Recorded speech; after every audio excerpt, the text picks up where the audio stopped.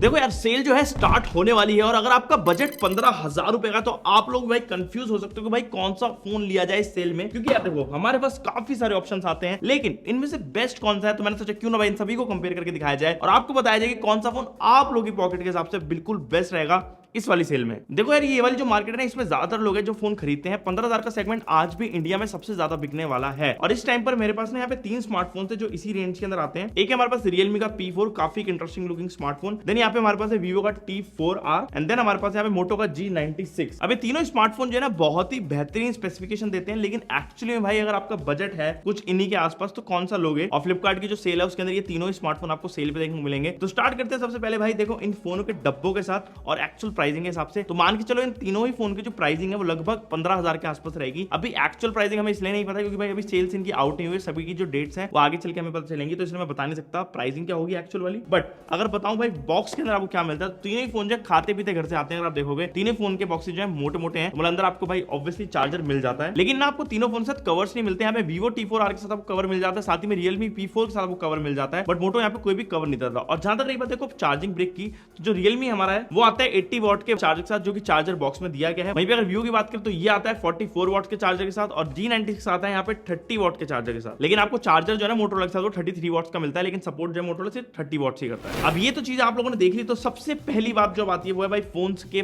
Front end obvious first look. यहाँ पे देख सकते हो भाई तीनों ही फोन्स का एक एक्चुअल लुक आपको पता चल जाएगा तीनों फोन्स किस तरीके के हैं। यहाँ पे अगर बात करें भाई सबसे प्रीमियम लुकिंग स्मार्टफोन की, तो देखो ये सब्जेक्टिव होता है, सब लोगों का डिफरेंट थॉट हो सकता है कि भाई किसी को कोई फोन पसंद आए किसी को कोई फोन पसंद आएगा, बट मेरी मानो ना तो जो प्रीमियम इन हैंड फील है वो आती है भाई मोटोरोला की G96 के साथ, क्योंकि इसके अंदर आपको प्रीमियम वीगन लेदर यूज करी गई पीछे की साइड में जो आपके फोन को नो डाउट भाई एक प्रीमियम लुक दे देती है। और ये चीज ना जब आप लोग इस फोन को हाथ में उठाओगे पता हो जाती है।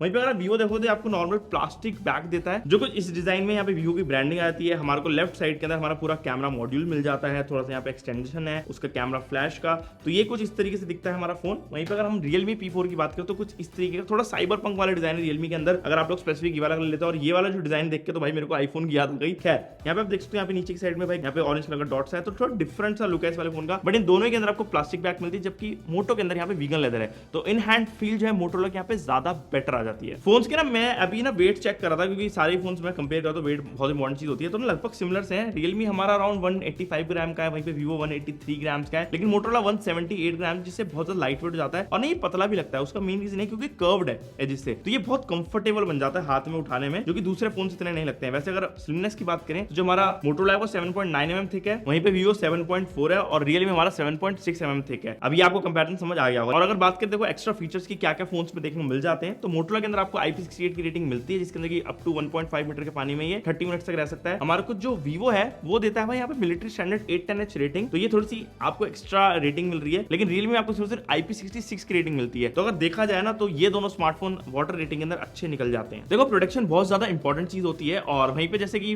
तीनों फोन के अंदर आपको फ्रेम जो प्लास्टिक का मिलता है, लेकिन जो सामने का ग्लास है जो फ्रंट डिस्प्ले में यूज हुआ है वो इंपॉर्टेंट होता है। यहाँ पे जो हमारा मोटोरोला ये यूज करता है कॉर्निंग गोरिल्ला 5, वहीं पे हमारा रियलमी यूज करता है कॉर्निंग गोरिल्ला 7i, और साथ ही में जो वीवो T4 आ रहा है इसके अंदर यूज करेगा डायमंड शील्ड ग्लास फ्रंट में। अब डायमंड शील्ड ग्लास और कॉर्निंग के बीच में आपको पता है भाई मुठभेड़ रहती है, वैसे ग्लास ग्लास होता है, लेकिन हाँ आपको तीनों में प्रोटेक्शन मिलती है। इस बात की मुझे सुन के संतुष्टि हो गई। अब प्रोटेक्शन की हम लोगों ने बात कर ली तो डिस्प्ले की बात करना इंपॉर्टेंट है। तो यहाँ पे तीनों फोन के अंदर आपको बेहतरीन डिस्प्ले का सेटअप मिलता है। तीनों फोन के अंदर आपको 10 बिट पैनल मिलता है, लेकिन आपको स्क्रीन के साइज में हल्का सा फर्क मिलता है। G96 की डिस्प्ले जहां पर 6.67 इंच की है, जिसके अंदर 1600 निट्स की आपको पीक ब्राइटनेस मिल जाती है और 144 हर्ट्ज का स्क्रीन रिफ्रेश रेट मिलता है। ये एक POLED पैनल है, तो ऑब्वियसली जो कलर्स हैं बहुत बढ़िया रहते हैं और साइड से आप देखो तो डिस्प्ले थोड़ी सी कर्व्ड भी है, तो ये नो डाउट ज्यादा प्रीमियम लगती है। अब देखो हर तरीके के लोग होते हैं, जिसको कर्व पसंद है, किसी को भाई फ्लैट पसंद है, तो अगर आपको फ्लैट डिस्प्ले पसंद है तो वीवो के अंदर आपको थोड़ा सा क्वाड कर्व पैनल मिलता है, जिसके अंदर आपको 6.77 इंच का पैनल मिलेगा 120 हर्ट्ज वाला, और साथ ही में 1300 निट्स का HBM देता है और 1800 निट्स का पीक देता है। और रियलमी P4 की जहां तक बात करें तो इसमें 6.77 इंच का अगेन पैनल आता है, 144 हर्ट्ज का, बट ये 120 हर्ट्ज का नहीं जैसे वीवो के अंदर था। और वहीं पे इसके अंदर आपको पीक ब्राइटनेस मिलती है 4500 निट्स की और HBM जो इसका 1600 निट्स का है। और वीवो और हमारे रियलमी के अंदर आपको PWM डिमिंग भी मिल जाती है, मोटोरोला के अंदर वो चीज नहीं है। बट हाँ डिस्प्ले की अगर क्वालिटी की बात करें तो मोटोरोला की डिस्प्ले थोड़ी ज्यादा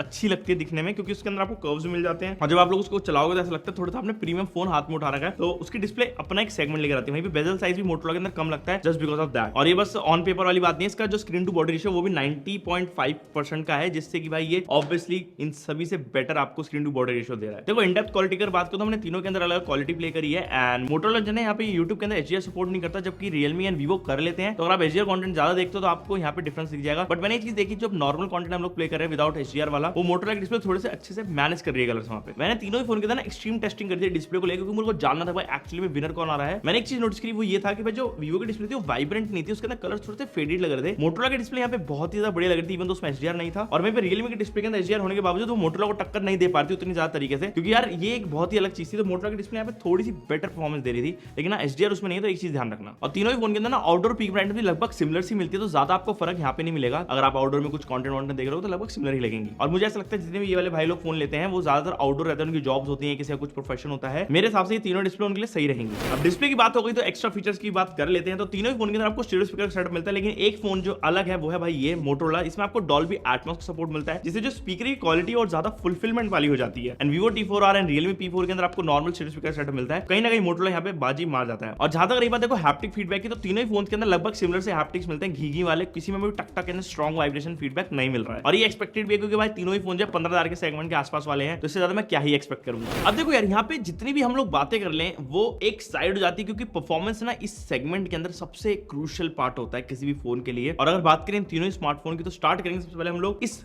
Realme P4 के साथ। इसमें आपको मिलता है MediaTek Dimensity 7400 प्रोसेसर। ये दिखने में काफी ज्यादा ऐसे गेमिंग वाली वाइब देता है ना फोन, नहीं ऐसा लगता है ना। खैर यहीं पे अगर Vivo की बात करें तो उसके अंदर भी आपको सेम MediaTek Dimensity 7400 प्रोसेसर मिल जाता है। और अगर G96 की बात करें, इसमें आता है Snapdragon 7S Gen 2। अभी तीनों ही प्रोसेसर 4 nm पे बेस्ड हैं, और इनका जो Antutu है वो हल्का सा आपको फर्क दिखाएगा, क्योंकि यहाँ पे मोटोरोला के अंदर अराउंड 5.5 लाख का आता है, वहीं पे Realme एंड Vivo के अंदर अराउंड 8 लाख 8.5 लाख का आता है। तो यहाँ पे परफॉर्मेंस के हल्का सा GPU के अंदर हमारे को बूस्ट मिल जाता है Realme एंड Vivo के अंदर। हम लोग यहाँ पे परफॉर्मेंस की बात करें तो गेमिंग बहुत इंपॉर्टेंट फैक्टर होता है। तो अगर आप लोग BGMI खेलने का शौक रखते हो तो आपको Realme के अंदर 90 FPS BGMI का सपोर्ट मिलता है। अदरवाइज इन दोनों स्मार्टफोन में बाकी आपको 60 FPS का सपोर्ट मिलता है। तो गेमिंग के मामले हल्का सा यहाँ पे Realme के पास है। देखो लेकिन ना परफॉर्मेंस सिर्फ आपकी हार्डवेयर डिपेंड नहीं करती, आपकी सॉफ्टवेयर के ऊपर भी डिपेंड करती है। तो यहाँ पे ओवरऑल अगर बात करें तो जो सॉफ्टवेयर है ना मोटोरोला का थोड़ा ज्यादा ऑप्टिमाइज्ड मुझे फील करवाता है, जिससे कि उसमें आपको ज्यादा ब्लोट नहीं मिलते। पहली बात, थोड़ा लाइट भी है वो सॉफ्टवेयर, ज्यादा ऐसे भर के नहीं चीजें उसमें आ रही, जिस वजह से फोन थोड़ा ज्यादा स्नैपी लगता है। मैं साइमल्टेनियसली यहाँ पे 2-3 एप्लीकेशन खोल के आपको दिखाता हूँ कि भाई क्या एक्चुअल सीन रहता है, कितना फर्क आता है। सबसे पहले हम लोग खोलेंगे इंस्टाग्राम। तो देखो इंस्टाग्राम सबसे पहले हमारा इसमें खुला, जो कि Realme था क्योंकि 3.1 था, और Vivo और मोटोरोला के तो बिल्कुल सेम टाइम पे खुले हैं। हमने ना 3-4 एप्लीकेशन दी साइमल्टेनियसली खोल के देखी तीनों ही फोन के अंदर, और देखा कि भाई हाँ ये ज्यादा बड़ा फर्क नहीं आता। रही बात स्टोरेज टाइप की, तो Realme के अंदर UFS 3.1 की स्टोरेज है, Vivo के अंदर 2.2 की स्टोरेज है, और वहीं पे मोटोरोला के अंदर भी 2.2 की स्टोरेज आपको मिलती है। तो थोड़ा सा आपको डिफरेंस मिल जाएगा जब आप लोग कोई भी एप्लीकेशन ओपन करोगे एंड क्लोज करोगे। और जैसे कि मैं सॉफ्टवेयर की बात करता हूं, तो मोटोरोला के अंदर ना कुछ अपने AI के फीचर्स भी यहाँ पे मिल जाते हैं। मोटो के अपने खुद के मोटो सिक्योर आपको मिल जाता है, मोटो के अंदर फैमिली स्पेसेस मिल जाता है, एंड देन स्मार्ट कनेक्ट 2.0। तो मोटो का एक इनोवेटिव सा इकोसिस्टम है, जिसके अंदर आप लोग अगर अपने आप को इंडल्ज कर लेते हो तो आपको थोड़ा सा बेनिफिट हो जाता है। लेकिन मैं यार सबसे ज्यादा इंपॉर्टेंट फैक्टर की बात करना चाहता हूं, जो कि है भाई कैमरास। तीनों ही फोन के अंदर आपको डिफरेंट कैमरा सेटअप मिल जाता है। अगर बात करें Realme की, तो इसमें 50 मेगापिक्सल का मेन है, 8 मेगापिक्सल का अल्ट्रा वाइड है। Vivo के अंदर जो कि भाई एक ऐसा फोन होता है जिसके भाई कैमरास के बारे में बहुत ज्यादा चर्चे होते हैं, इसका कैमरा सेटअप आपको थोड़ा सा अजीब लगेगा, क्योंकि इसमें 50 मेगापिक्सल का मेन है और 2 मेगापिक्सल का डेप्थ है। इसमें अल्ट्रा वाइड सेंसर नहीं आता, एक्सपेक्टेड था आएगा बट नहीं है भाई। और मोटोरोला के अंदर आपको 50 मेगापिक्सल का मेन सेंसर मिलता है और 8 मेगापिक्सल का अल्ट्रा वाइड सेंसर मिलता है। और इसके अंदर जो 50 मेगापिक्सल का मेन सेंसर मिल रहा है, ये सोनी का LYT 700C सेंसर है। वहीं पे Realme में Omni Vision सेंसर हमारे को मिलता है, जो कि OIS के विदाउट है। और जो मोटोरोला वाला सेंसर है, इसके अंदर आपको ऑप्टिकल इमेज स्टेबलाइजेशन मिल जाती है। और जो Vivo का सेंसर है, इसके अंदर आपको सोनी का IMX882 सेंसर मिलता है, जो कि ऑप्टिकल इमेज स्टेबलाइजेशन के साथ आता है। तो भाई अगर आप देखोगे हमारे को Realme के अंदर कोई भी भाई ऑप्टिकल इमेज स्टेबलाइजेशन नहीं मिलती, तो काइंड ऑफ ये थोड़ा साइड कर देते हैं। लेकिन जब हमने तीनों ही फोन से अलग अलग टाइप की फोटोज क्लिक करी, तो यहाँ पे हमारे को ये चीज देखने को मिली कि जो मोटोरोला की फोटोज थी वो काफी ज्यादा रिच एंड वाइब्रेंट आ रही थी। ये चीज देख के अच्छा लगा। हमने कुछ पोर्ट्रेट शॉट्स भी यहाँ पे क्लिक करे थे, आप देख सकते हो ह्यूमन सब्जेक्ट के ऊपर, तो आपको पता चल जाएगा जो क्वालिटी है वो हर फोन के अंदर डिफरेंट है। जो डायनेमिक रेंज जिस तरीके से तीनों फोन मैनेज कर रहे हैं वो डिफरेंट आ जाता है। Realme थोड़ा सा व्हाइटिश टोन दे देता है, वहीं पे मोटोरोला थोड़ा सा डिटेल को निकालने की कोशिश करता है, और Vivo थोड़ा सा अलग तरीके की टोन दे रहा है। और तीनों की स्किन टोन इतनी ज्यादा अलग है कि मैं क्या बताऊं। मैंने लो लाइट के अंदर एक बार फोटो क्लिक करी थी, एंड आप देख सकते हो Realme के अंदर भाई बिल्कुल ही स्किन टोन जो रेड हो जाती है, वहीं पे बाकी फोन के अंदर स्किन टोन थोड़ी सी मैनेजेबल है। तो ये भाई स्किन टोन का जो हिसाब है सभी फोन में अलग है। मेरे को पर्सनली ऐसा लग रहा था कि भाई यहाँ पे Vivo बहुत अच्छी फोटो क्लिक करेगा, लेकिन नहीं भाई, मोटोरोला के जो सेंसर से फोटो आ रही है और जो ऑप्टिमाइजेशन वो दे रहा है, जो पोस्ट प्रोसेसिंग वो कर रहा है, वो फार बेटर है इन बाकी दो फोनों से। तो आपको भाई अगर कैमरा वाला सेंट्रिक फोन चाहिए तो आप मोटोरोला पिक करना, आपको ज्यादा बेटर यहाँ पे क्वालिटी मिल रही है। और जहां तक रही बात देखो वीडियो सेक्शन में, तो 4K 30 FPS का आपको मैक्सिमम सपोर्ट मिल जाता है। वही है कि आपको दो फोन में ऑप्टिकल इमेज स्टेबलाइजेशन मिल रही है, जबकि एक फोन में नहीं मिल रही है। और जहां तक रही बात देखो फ्रंट कैमरा कैमरा की, तो मोटोरोला के अंदर आपको 32 मेगापिक्सल का सेंसर मिलता है, वीवो के अंदर भी 32 मेगापिक्सल का सेंसर है, रियलमी में 16 मेगापिक्सल का सेंसर है। बट हर चीज देखो मेगापिक्सल के ऊपर डिपेंड नहीं करती है, यहाँ पे ऑप्टिमाइजेशन एंड पोस्ट प्रोसेसिंग बहुत ज्यादा अनिवार्य है, जो लोग बिल्कुल स्किप कर देते हैं। मैंने जब तीनों फोन से सेम जगह पे सेम सेल्फी खींची, सेम लाइटिंग कंडीशन के अंदर, तो आप देख सकते हो मोटोरोला की सेल्फी है वो कितनी ज्यादा रिच लग रही है, फोटो के अंदर जो भाई टोन है वो हमारे को दिख रही है, जबकि बाकी जो दो फोन है उन्होंने दाढ़ी के अंदर डिटेल्स बिल्कुल गायब कर दी है, वीवो ने भी गायब कर दी, जबकि मेरे को एक्सपेक्टेशन था वीवो नहीं ऐसा करेगा। मोटोरोला यहाँ पे मेंटेन रखी हुई है, तो इस चीज को देखते हुए चलता है अगर आप लोग कैमरास की तरफ थोड़ा सा आकर्षण है तो आप लोग मोटो यहाँ पे पिक कर सकते हो। रियलमी के अंदर आप देखो तो ध्यान से यहाँ पे डिटेल पूरी ना ऐसे मेस्ड अप हो रही है, बिल्कुल ऐसे मशी मशी सा हो गया है। वहीं पे अगर मोटोरोला के अंदर दिखाओ तो यहाँ पे डिटेल दिख रही है, दाढ़ी के अंदर देख सकते हो, दाढ़ी के बाल दिख रहे हैं, डिटेल पता चल रही है कि हाँ भाई है।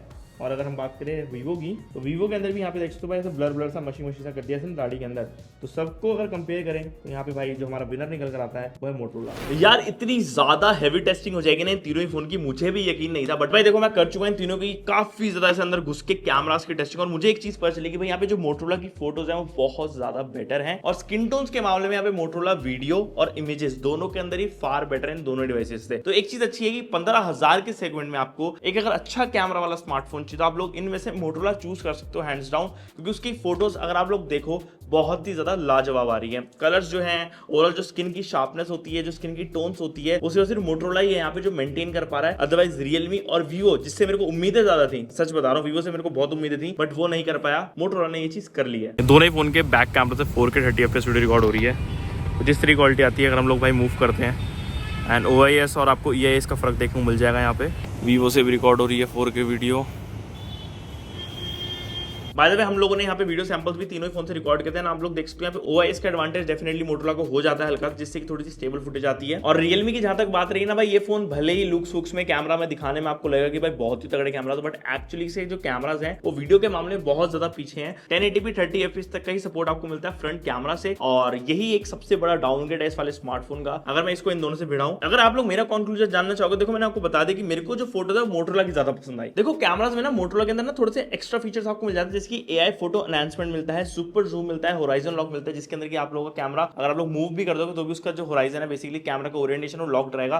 सो these are very neat feature जो कि आप लोग इस मोटोरोला के स्मार्टफोन में यूज कर पाओगे। सारी चीज देखो हम लोगों ने आपके सामने रख दी है, लेकिन अब सॉफ्टवेयर की बात कर लेते हैं। तो मोटोरोला के अंदर इनका हेलो UI चल रहा है, जिसके अंदर आपको एक मेजर अपडेट मिलेगा और 3 साल के सिक्योरिटी अपडेट्स मिल जाते हैं। रियलमी के अंदर का रियलमी UI चल रहा है, जिसके अंदर आपको 3 साल के मेजर अपडेट्स मिलेंगे और 4 साल के सिक्योरिटी अपडेट्स मिलेंगे। वीवो के अंदर भाई इनका बढ़िया फन टच OS चलता है, जिसके अंदर आपको 2 साल के मेजर अपडेट्स मिलेंगे और 3 साल के सिक्योरिटी अपडेट्स मिलेंगे। तो तीनों ही फोन अलग अलग चीजें भाई यहाँ पे क्लेम करते हैं, किसी में कुछ है किसी में कुछ है, बट सॉफ्टवेयर एक्सपीरियंस जो है अगर आप देखोगे, अगर आपको थोड़ा सा स्टॉक फील पसंद है तो मोटोरोला का ज्यादा यहाँ पे बेटर है। आपको उसके अंदर जेस्चर सपोर्ट मिल जाता है, अगर आप ऐसे करोगे आपकी मोटो की लाइट ऑन हो जाती है, कुछ चीजें ऐसी हैं जो मोटो के सॉफ्टवेयर में बेटर है। मोटो का जो AI है वो भी थोड़ा सा बेटर आप लोगों को फील करवा देगा, जबकि इनके अंदर उतने ज्यादा AI फीचर्स अभी अवेलेबल नहीं है, फ्लैगशिप्स में ज्यादा आते हैं। तो देखो सॉफ्टवेयर जो है आपके ऊपर डिपेंड करता है वो किस फोन का पसंद आता है, ये सब्जेक्टिव चीज होती है। वहीं पर अगर आप नीचे देखते हो टाइप C का पोर्ट देखो तीनों फोन में आता है और USB 2.0 वाला सपोर्टेड है, तो तीनों के अंदर लगभग सिमिलर सी स्पीड आती है। आपको तीनों ही फोन के अंदर इन डिस्प्ले फिंगरप्रिंट स्कैनर मिल जाता है ऑप्टिकल वाला, तीनों की लगभग स्पीड्स भी सेम है। और लास्टली बात करें अगर तीनों ही फोन्स की बैटरी की, तो यहाँ पे जो मोटोरोला है वो आपको देता है 5500 mAh का सेल, रियलमी में मिलती है हमारे को 7000 mAh की सिलिकॉन कार्बाइड वाली बैटरी, और वीवो के अंदर हमारे को मिलती है 5700 mAh की नॉर्मल बैटरी। यहाँ पे भाई ऑब्वियसली आपको पता चल चुका होगा जो फोन सबसे ज्यादा चलेगा वो है हमारा रियलमी P4। 7000 mAh तो भाई कंपैरिजन ही नहीं होता है ना किसी भी दूसरे स्मार्टफोन से, तो ये चीज है। और देखो यार अगर आप लोग अभी के टाइम पे एक ओवरऑल फोन ढूंढो जिसके अंदर आपको एक बेटर सॉफ्टवेयर मिल जाए, बेटर कैमरा मिल जाए, एक डिसेंट परफॉर्मेंस मिल जाए, तो मोटो G96 एक अच्छा ऑप्शन मिल जाता है। अंडर 15,000 आप लोग इसको जाके चूज कर सकते हो। बाकी आप लोग इनमें से कौन सा फोन चूज करोगे अपने लिए एक बार कमेंट सेक्शन में मुझे जरूर बताना। और बस यार इतनी थी वीडियो पसंद, लाइक करो, सब्सक्राइब कर दो, और मैं आप सुनता रखता हूं वीडियो के अंदर। Okay guys, bye bye.